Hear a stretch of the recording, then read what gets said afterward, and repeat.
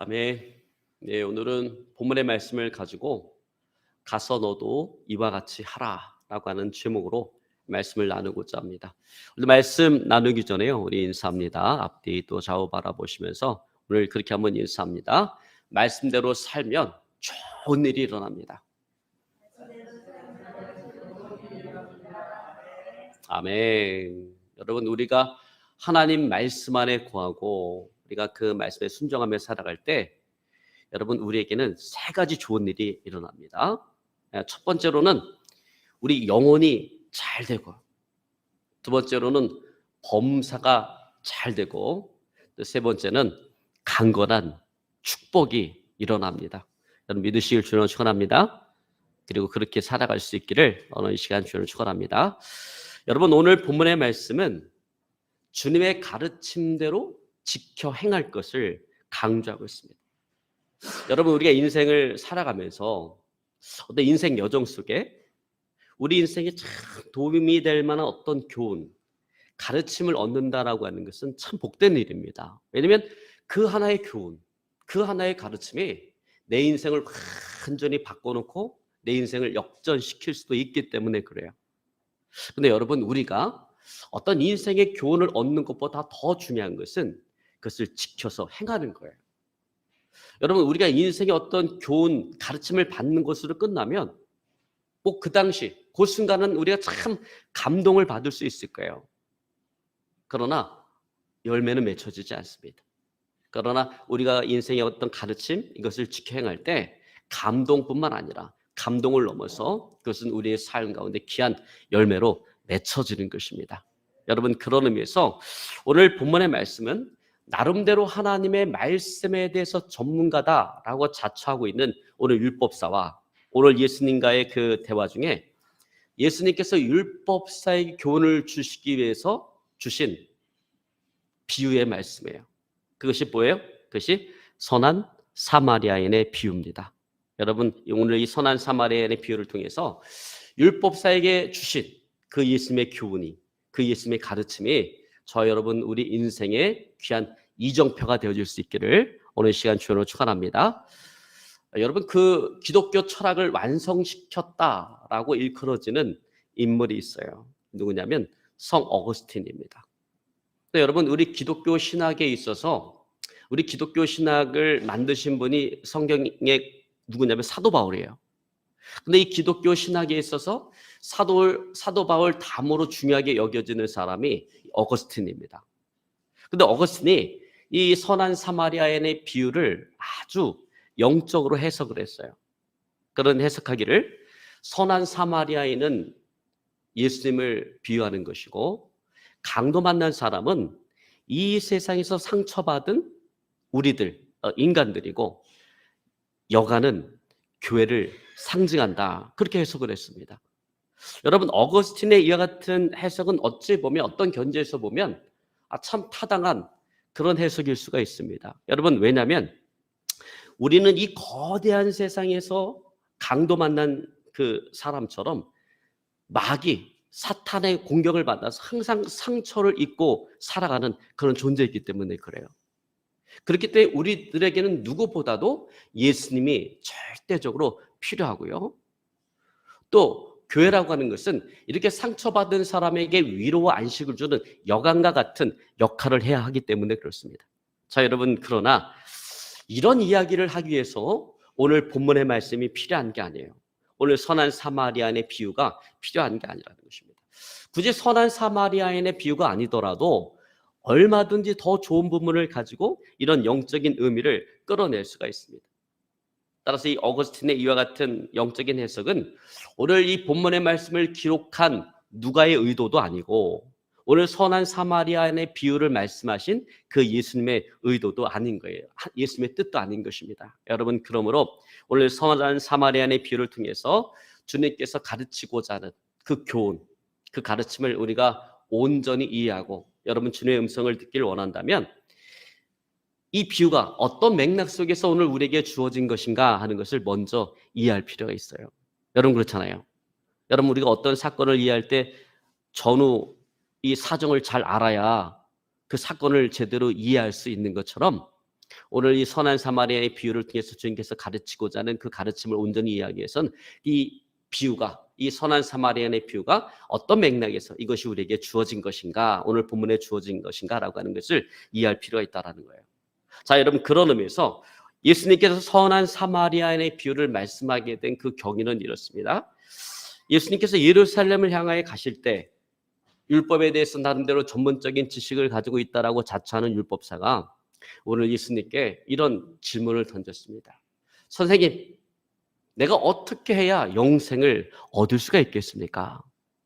그때 예수님께서 이 율법사에게 말합니다.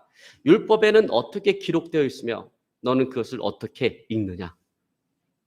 그래서 율법사가 아주 율법을 잘 요약을 해서 명대답을 했습니다. 마음을 다하며 뜻을 다하며 생명을 다하며 너 힘을 다하여 주 너의 하나님을 사랑하고 내 이웃을 내 몸과 같이 사랑하라, 이렇게 얘기를 했습니다. 이 말을 들은 예수님께서 옳다, 내 말이 옳다, 가서 행하라, 그러면 내가 살리라, 이렇게 대답을 했어요. 그러니까 이 예수님의 말씀에 더 힘을 얻은 이 율법사가 이제 두 번째 질문을 던집니다. 여러분, 두 번째 질문 29절 우리 한번 같이 읽습니다. 29절 말씀입니다. 그 사람이 자기를 옳게 보이려고 예수께 여짜오되 그러면 내 이웃이 누구입니까?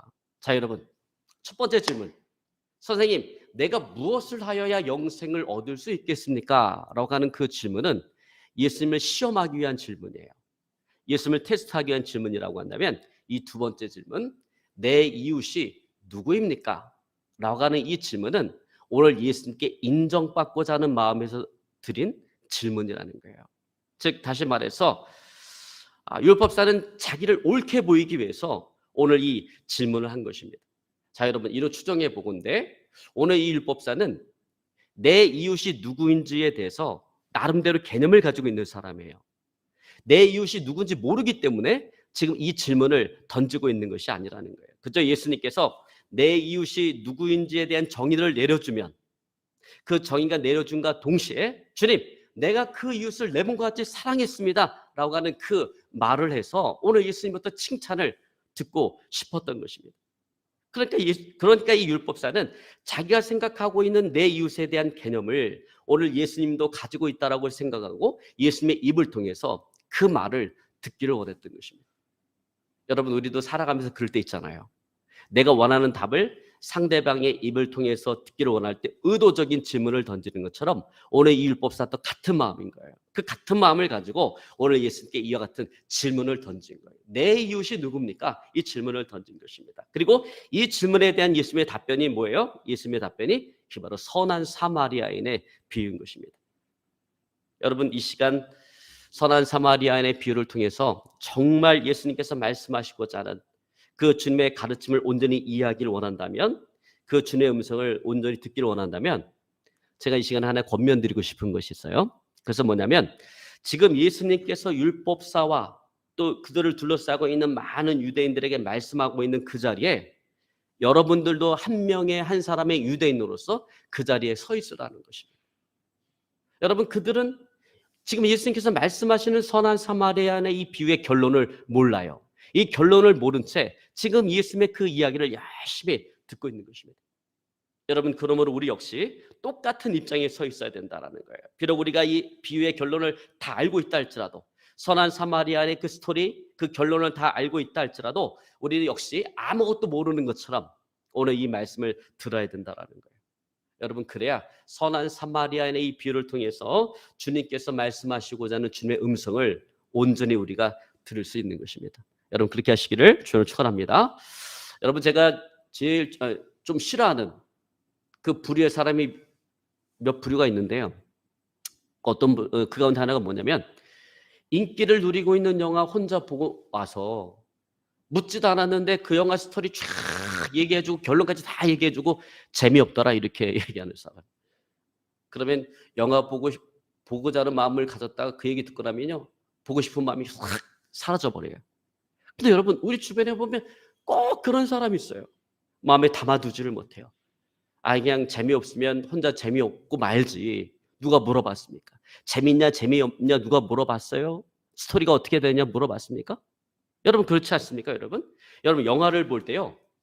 결론을 모르고 봐야 돼요. 끝을 모르고 봐. 모르고 보면서 그냥 슬픈 장면이 나오면 같이 슬퍼하고 기쁜 장면이 나오면 같이 기뻐하고 또 웃긴 장면이 나오면 같이 웃으면서 영화를 볼 때 우리 마음에 기쁨이 오고 감동이 오고 영혼의 카타르시스가 이루어지는 거예요. 여러분 그것 때문에 우리가 영화를 보는 거예요.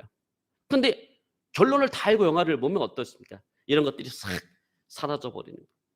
얻을 수가 없어요. 이런 감동, 즐거움, 카타르시스 이거 얻을 수가 없어요. 여러분 마찬가지입니다. 비록 여러분이 오늘 예수님께서 말씀하시고 있는 이 선한 사마리아인의 비유를 다 알고 있다 할지라도 어떻게 들어야 된다고요? 오늘 처음 듣는 것처럼 그렇게 들어야 된다라는 겁니다. 여러분 그래야 아우 지겨워 저놈의 선한 사마리아인의 비유 수도 없이 들었는데 오늘 또 듣네? 이런 부정적인 타성에 빠지지 않습니다. 여러분 부정적인 타성에 빠지면 자기만 손해예요. 그러면 그다음부터 말씀이 들어오질 않아요. 왜? 자기 이미 결론을 내려버렸기 때문에. 아유 뭐 뻔하죠. 오늘 목사님 뭐 선한 사마리아 비유를 가지고 뭐 이 이야기 하려고 하는 거지. 이렇게 마음에 결론을 내려버렸기 때문에 더 이상 말씀에 대한 기대감이 없어요. 그러니까 하나님의 음성이 들어오지 않는 것입니다. 그래서 여러분 항상 무엇을 보든지 처음 보는 것처럼 봐야 되고요.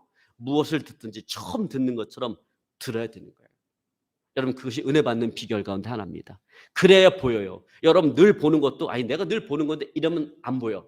근데 늘 보는 것도 내가 처음 보는 것처럼 보면 새로운 게 보이는 것입니다. 늘 듣는 것도 내가 처음 듣는 것처럼 듣다 보면 새로운 것이 들려지게 되는 것입니다. 여러분 그런 의미에서 오늘 이 이후로 제가 혹시 똑같은 설교를 반복한다 할지라도 목사님 설교 준비 제대로 안 하셨나 보네. 오늘 똑같은 설교 또 하고 있네. 여러분 그렇게 생각하지 말고 어떻게 들어야 된다고요? 처음 듣는 것처럼 그냥 똑같은 설교에도 아멘 아멘 하면서 그렇게 들어야 돼요. 여러분 그렇게 들으시기를 주를 축원합니다. 자, 그러면 예수님께서 하신 그 이야기로 한번 우리가 들어가 보겠습니다. 자, 우선 예루살렘에서 여리고로 내려가는 한 사람이 등장합니다. 근데 주님은 그 사람이 누군지 구체적으로 이야기하지 않냐고 그냥 어떤 사람이다라고 이야기합니다. 근데 여러분, 여러분이 지금 예수님께서 말씀하고 있는 그 자리에 여러분이 서 있다라고 한다면 여러분 그 어떤 사람을 누구라고 생각하겠어요? 당연히 유대인이라고 생각할 거예요. 그렇죠? 그러면 유대인이 지금 예루살렘에서 여리고로 내려가고 있는 거예요. 근데 여러분 보통 예루살렘에서 여리고까지는 27km, 70리의 거리입니다. 근데 여러분 오늘날 우리가 그 70리의 거리를 걸어간다라고 하는 것은 상상할 수 없는 일인데 그러나 그 당시에 그 70리의 그 거리를 걸어 다니는 것은 일상적인 일이었어요. 여러분 저도 초등학교 다닐 때 생각해 보면요. 그 어린 나이에요. 10리를 걸어서 학교를 갔어요. 학교까지 걸어가는데 1시간에서 1시간 반이 걸려요. 여러분 옛날에 학교가 많지가 않잖아요. 지금 아파트 단지 옆에 있는 게 아니라 저 읍내에 딱 학교 하나 있고 그냥 저는 저 시골 동네 리를 끝나는 그쪽에서 살다 보니까 거기다 학교를 가는데 그 어린 나이에도 10리길을 걸어 다녔어요.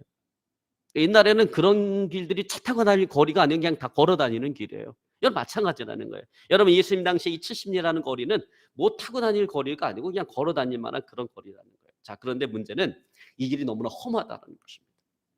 여러분 그 이스라엘 그 지리를 보면 여리고라고 하는 지역은요 해수면보다 아래에 있어요.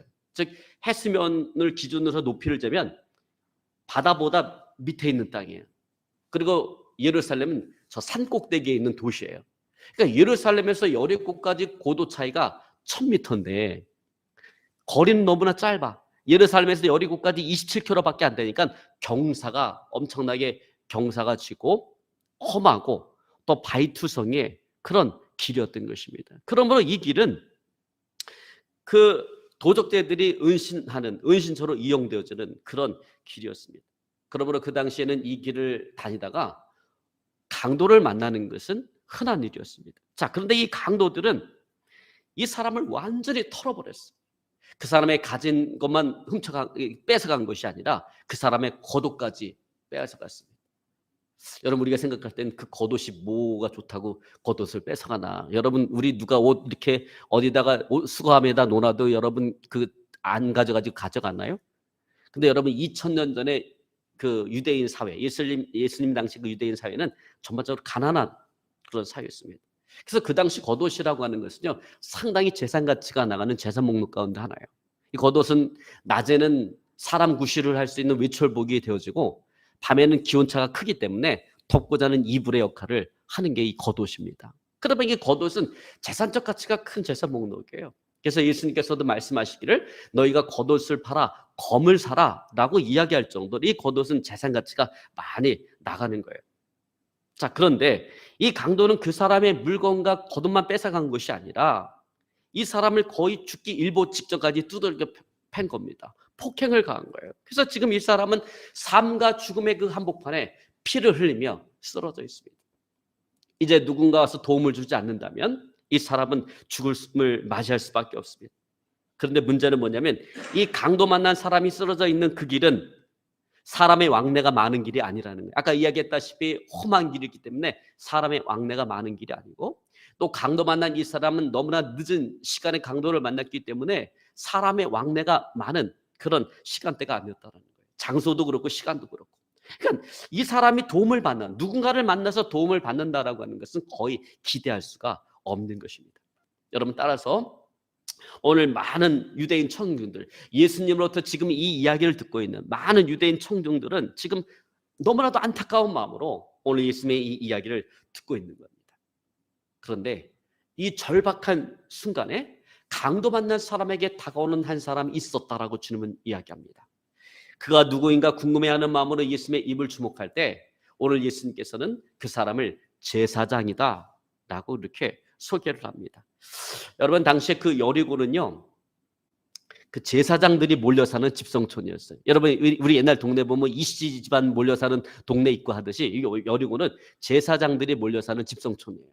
그러니까 이 제사장은 예루살렘에 가서 의무적으로 2주간의 어떤 제사장의 직무를 마치고 지금 여리고로 내려가고 있는 그런 제사장이었던 것 같습니다. 자, 어쨌든 이렇게 이러한 순간에 도움의 손길을 얻을 수 있는 기회가 주어졌다라고 하는 것은 지금 예수님부터 이 이야기를 듣고 있는 유대인 청중들에게는 큰 안도감을 가져다 줬을 거예요. 여러분, 더군다나 이 사람은 어떤 사람이에요? 평범한 사람이 아니라 제사장입니다. 하나님을 섬기고 백성들을 위해서 제사를 드려주는 사람이에요. 오늘날로 이야기하자면 목사와 똑같은 거예요. 사랑과 긍휼이 풍성한 사람이에요. 그렇기 때문에 유대인 청중들은 생각했을 거예요. 우리가 존경하는 저 제사장은 반드시 강도 만난 사람을 불쌍히 여기고 그에게 도움의 손길을 베풀어 줄 것이다. 근데 그 기대는 순식간에 사라지고 말았습니다. 그 제사장은 이 청중들의 믿음과 기대를 저버리고 이 강도 만난 사람을 거들떠 보지도 않고 그냥 지나쳐 버렸어요. 그리고 그렇게 얼마의 시간이 흐른 뒤에 이 강도 만난 사람에게 다가오는 또 다른 한 사람이 있었다라고 주님 말씀하십니다. 많은 사람들이 오늘 예수님을 주목할 때 예수님은 그 사람을 누구라고 소개했냐면 레위인이다라고 소개합니다. 여러분, 레위인은요, 제사장보다는 좀 밑에 있는 사람이에요. 제사장보다는 조금 밑에 있는 사람이지만 그래도 유대인 그 사회에서 나름대로 특권을 누리고 있는 특권 계층에 있는 사람입니다.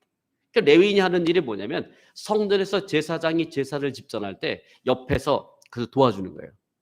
오늘날로 이야기하면 의사가 있으면 간호사와 같은 그런 역할을 하는 사람이 레위인이에요.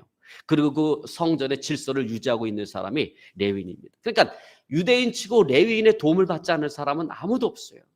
그러니까 이 레위인은 모든 유대인들로부터 존경을 받는 그런 사람인 것입니다. 따라서 예수님의 이야기를 듣고 있는 그 많은 유대인 청중들의 마음은 다시금 설레기 시작합니다. 그래, 저 레위인은 반드시 저 강도 만난 사람을 도와줄 거야. 우리의 제사장은 제사장이기 때문에 시체를 만지면 안 되니까 저 강도 만난 사람이 시체인지 알고 그냥 지나쳤을지 모르겠지만 우리 레위인은 반드시 저 강도 만난 사람을 불쌍히 여기고 그를 도와줄 거야. 그에게 도움의 손길을 베풀어 줄 거야. 그러나 그도 역시 오늘 이 많은 사람들의 기대와 믿음을 저버리고 그냥 지나쳐버리고 말았습니다. 자, 여러분, 이쯤 되면 이 쓰러져 있는 사람에게 희망이 있을까요? 그가 다시금 살아날 수 있을 것이라고 하는 그 희망이 있을까요? 그는 한적하고 늦은 시간에 아까운 그 기회를 2번씩은 놓쳐버렸어요.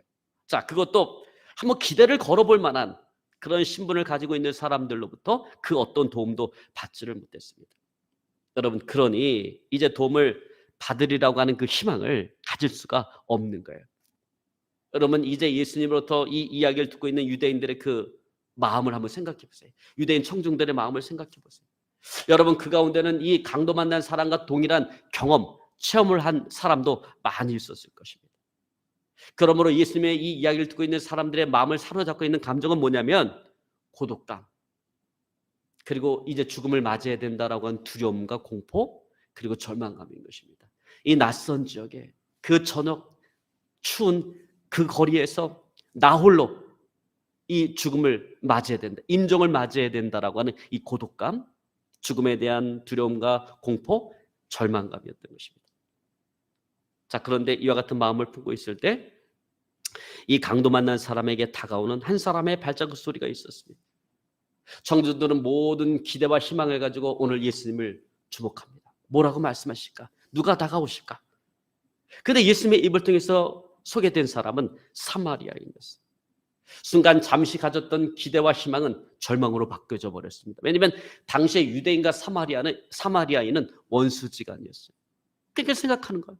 야, 저 사마리아인이 강도 맞는 나의 이웃 유대인을 도와줄 리가 없지. 그렇게 생각하는 것입니다. 그런데 이 사마리아인은 앞서 지나갔던 제사장이나 레위인과는 전혀 상반된, 전혀 다른 모습을 보여줍니다. 그는 강도 만난 사람을 불쌍히 여기고 그에게 다가가서 그의 상처에 포도주를 부어서 그 상처를 소독해주고 기름을 발라서 응급처치를 해주고 또 그 상처를 싸매주고 자기 짐승에 그 사람을 태워서 여관으로 데리고 와서 그 사람을 돌봐줍니다. 자, 이제 예수님의 모든 비유의 말씀이 끝이 났어요. 말씀을 마치신 예수님께서 그 유대인 율법사에게 묻습니다. 내 의견에는 이 세 사람 중에 누가 강도 만난 자의 이웃이 되겠느냐? 그러니까 유대인이었던 율법사는 차마 유대인으로서 사마리아인입니다 이렇게 말할 수는 없고, 그래서 뭐라고 얘기하냐면 자비를 베푼 자입니다 이렇게 얘기합니다. 그때 주님께서 말씀하시기를 뭐라고 말씀하십니까? 가서 너도 이와 같이 하라. 여러분, 오늘 예수님께서는 이 비유를 통해서 오늘 율법사와 그 주변에서 예수님의 이야기를 듣고 있는 많은 유대인들의 가지고 있었던 그들의 고정관념을 깨뜨리시고 계신 거예요. 이웃에 대한 그들의 고정관념을 지금 깨뜨리고 있는 거예요. 우리의 이웃은 제사장이나 레위인과 같은 유대인이어야만 한다라고 하는 그들의 그 이웃에 대한 고정관념을 깨뜨리고 있는 것입니다. 여러분, 이 시간 한번 돌아보기 원해요. 여러분, 혹시 나는 나의 이웃에 대한 편견을 가지고 있지는 않은가? 나는 나의 이웃은 최소한 요런 조건을 가지고 있어야 돼라고 단정 짓고 있지는 않은가? 특별히 그 사람이 나한테 잘못한 것도 없는데 그냥 그 사람에 대한 편견을 가지고 그 사람을 미워하고 그 사람을 나의 이웃의 범주에서 제외시켜 버리고 있지는 않은가? 여러분, 우리가 돌아봐야 된다는 거예요. 여러분, 만약에 그러하다면 우리가 이 시간에 다시 한번 우리가 생각해 봐야 된다는 것입니다. 여러분, 우리가 낯선 곳에서 어려움을 만났을 때 여러분, 우리를 도와준 사람은 우리가 평상시에 잘 알고 있는 사람이었습니까? 아마 그렇지 않을 거예요. 그들은 우리가 잘 알고 있는 사람이 아니에요. 내가 이웃이라고 생각했던 사람이 아니에요. 한 번도 보지 못했던 낯선 사람입니다. 저 반대로 여러분, 그들은 우리가 자신들이 생각할 때 어떤 이웃의 조건으로 합당한 어떤 그런 모습을 우리가 가지고 있기 때문에 우리를 도와준 겁니까? 그렇지 않다라는 거예요. 그냥 도움이 필요한 사람이기 때문에 우리를 도와준 것입니다. 여러분, 결론적으로 그들은 내가 모르는 사람이었다라는 거예요. 오늘 예수님의 비유로 이야기하자면 그들은 하나같이 어떤 사람이었어요? 사마리아인과 같은 그런 사람이었다라는 것입니다. 여러분, 그러면 혹시 누군가를 향해서 우리의 마음이 좁아져 있다면 여러분, 그 마음을 넓히시기를 주의로 축원합니다. 그리고 나 스스로 이웃에 대한 선을 긋지 말고요, 도움이 필요한 모든 사람들을 나의 그 이웃의 범주 안으로 받아들일 수 있도록 여러분 마음을 넓히시기를 오늘 시간 주의로 축원합니다. 또한 오늘 우리는 뭘 바꿔야 되냐면요, 우리 신앙의 자세를 좀 바꿔야 된다라고 하는 거예요. 여러분, 우리는 언제나 나의 이웃이 누구입니까? 이것만을 묻는 그런 신앙의 자세로 살아갈 때가 너무나 많아요. 즉, 어떤 신앙이에요? 실천은 없고 말만 많은 그런 신앙인으로 살아갈 때가 많다라는 거예요. 토론하고 논쟁하기 좋아하는 그런 신앙인으로 살아갈 때가 너무나 많다라는 거예요. 마치 나의 이웃에 대한 정의가 내려지지 않아서 내가 섬기지 못하고 희생하지 못하고 봉사하지 못하는 것처럼 살아가요. 내 이웃에 대한 정의만 내려지면 내가 언제든지 섬길 수 있고 희생할 수 있고 봉사할 수 있는 것처럼 그렇게 살아간다는 거죠. 여러분, 그러나 오늘 주님께서는 우리가 이런 어떤 개념만을 운운하는, 개념의 정의만을 운운하는 신앙이, 그냥 말싸움하기 좋아하고 토론하기 좋아하는, 남의 말 하기 좋아하는 그런 신앙인이 아니라 몸으로 실천에 옮기는 그런 신앙이 되어지기를 원하시는 것입니다. 오늘 주님께서 나의 이웃이 누구입니까? 라고 그 묻는 율법사에게 너도 가서 이와 같이 하라 라고 말씀하고 계신 것입니다. 여러분, 그렇습니다. 주님께서는요, 사랑이 무엇인가, 이런 주제를 가지고 몇 시간씩 떠들고 강의할 수 있는 사람을 원하시는 것이 아니에요. 비록 작은 사랑이라 할지라도 그것을 몸소 행할 줄 아는 그 사람을 원하시는 거예요. 여러분, 주님은요, 기도란 무엇인가라고 하는 주제를 가지고 아주 심도 있는 논문을 쓸 수 있는 사람을 원하는 것이 아니라 1시간이라도 내가 하나님 앞에 무릎 꿇어 기도할 줄 아는 그런 사람을 원하시는 것입니다. 여러분, 그런 저와 여러분의 삶이 되어질 수 있기를 주를 축원합니다. 여러분, 1910년 유럽 알바니아에서 태어나 인도 캘쿠타의 그 빈민굴에 버려진 많은 사람들로부터 가장 존경을 받았던 인물이 있습니다. 그는 바로 수녀 테레사예요. 그녀는 국제적인 모든 상을 휩쓸었습니다. 특별히 1970년에 그녀는 미국 정부가 주는 선한 사마리아인 상을 받았습니다. 여러분, 왜 그녀가 그 상을 받았을까요? 저는 개인적으로 그렇게 생각합니다. 그녀가 그 상을 받을 수밖에 없었던 이유는 자기 이웃에 대한 선을 긋지 않았기 때문이다라고 생각합니다.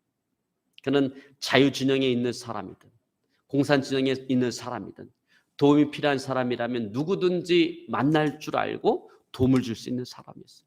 그렇기 때문에 때로는 반대 진영에 있는 사람들로부터 많은 비난을 받기도 했습니다.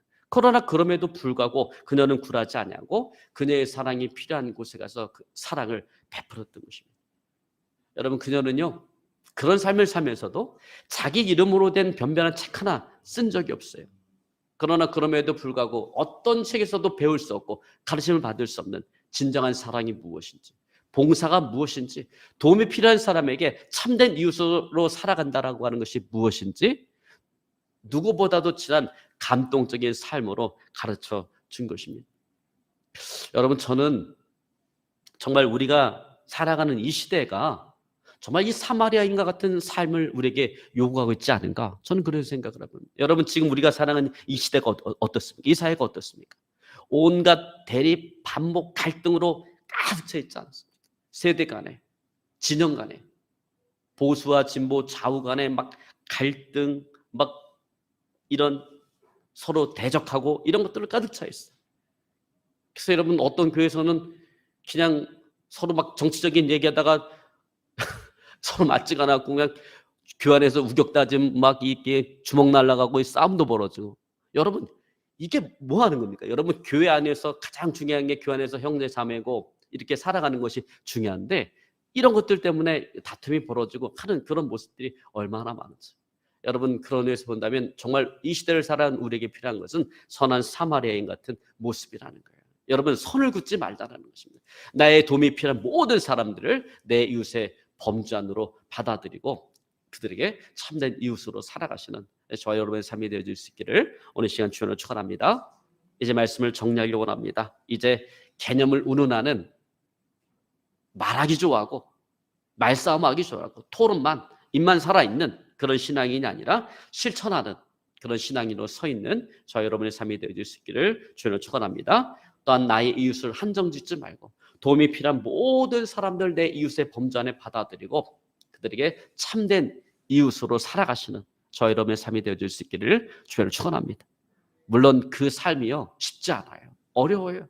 오늘 사마리아인처럼 자기를 위해서 준비한 포도주와 기름을 쏟아 부어야 되고 그 값비싼 옷을 찢어서 그 상처를 싸매줘야만 하는 물질적인 희생을 요구할 수도 있습니다.